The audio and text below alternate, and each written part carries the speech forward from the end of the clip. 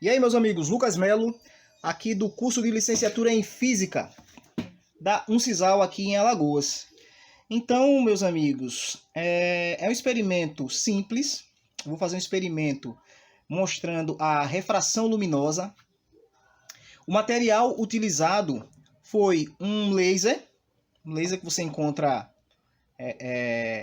em lojas de importados, um desodorante qualquer, um copo de plástico, pode ser de plástico ou de vidro, essa tacinha de vidro e esse recipientezinho aqui maior também de vidro. Então é um experimento bem simples, utilizando materiais que você encontra em casa, muito tranquilo de ser feito, né? Então vamos lá ao experimento, meus amigos.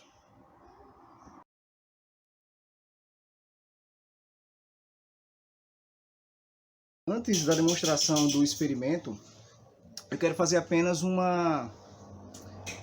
levantar alguns aspectos fundamentais para uma melhor compreensão do experimento. A passagem da luz de um meio para outro, acompanhada de variação em sua velocidade de propagação, recebe o nome de refração da luz. Para caracterizar a velocidade de uma dada luz monocromática em um determinado meio homogêneo e transparente, compara-se a velocidade da luz no meio com a velocidade de propagação da luz no vácuo. Para isso, define-se a grandeza índice de refração absoluta do meio para uma dada luz monocromática, pela seguinte relação. Nós podemos ver aqui no quadro a relação que N é igual a C dividido por V, onde esse N ele é o índice de refração absoluto do meio, né? E esse C é a velocidade da luz do vácuo e V significa a velocidade da luz no meio. No caso do nosso experimento, os meios de propagação da luz serão o ar e a água. Então vejam, o ar ele tem um índice de refração absoluto aproximadamente igual a 1.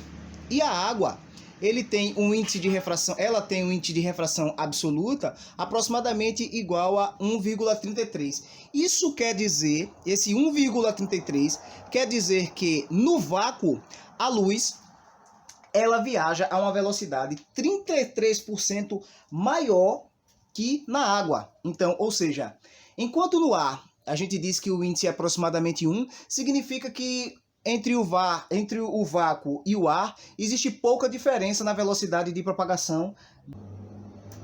Então agora nós vemos uma representação bem simplificada do que vai acontecer do que é esperado, né, no nosso experimento.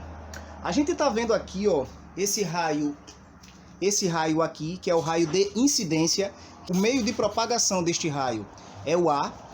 Nós temos aqui o raio refratado, que é o raio aqui que sofre esse desvio, e aqui o raio quando ele sai novamente aqui da água e vai para o ar. Esse N aqui no meio significa a nossa reta normal. Isso quer dizer o quê?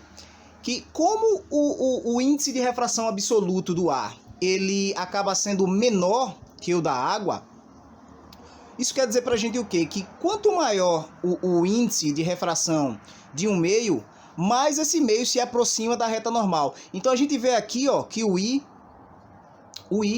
esse raio I aqui, ó, ele está bem afastado aqui, ó, com um ângulo bem maior que este ângulo aqui, ó.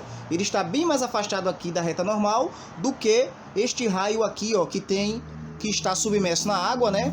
E que está se propagando na água e que tem um índice de refração um pouco maior. A gente ainda percebe aqui que existe aqui o fenômeno da reflexão, ou seja, esse raio aqui incidindo aqui, ó, tem o mesmo ângulo desse raio de reflexão. Então, no nosso vídeo vai ser possível a gente ver diversos raios. A gente vai ver tanto esse raio de incidência, quanto esse raio que está sendo propagado dentro da água, quanto esse raio aqui de reflexão.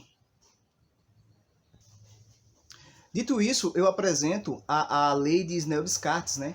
Que ela diz o seguinte, que após a gente saber um pouco sobre o índice de refração absoluto do ar, o índice de refração absoluto da água, a gente tem a seguinte relação, que o índice de refração absoluto do ar multiplicado pelo seno do ângulo de incidência, que é aquele que vai estar no ar, ele vai ser igual ao índice de refração absoluto da água multiplicado pelo seno do ângulo de refração.